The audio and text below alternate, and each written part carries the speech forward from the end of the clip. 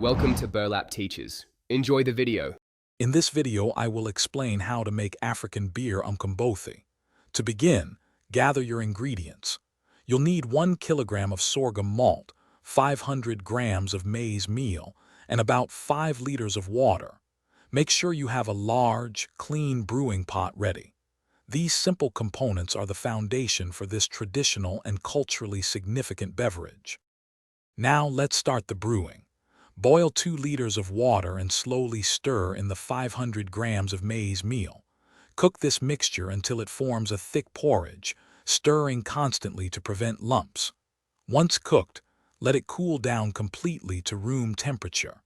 Then, add the 1 kilogram of sorghum malt and the remaining 3 liters of cold water, mixing well. After mixing, cover your pot and allow the mixture to ferment for 2 to 3 days in a warm place. This is where the magic happens.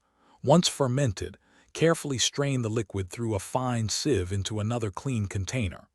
Keep the solid residue, known as spent grains, aside.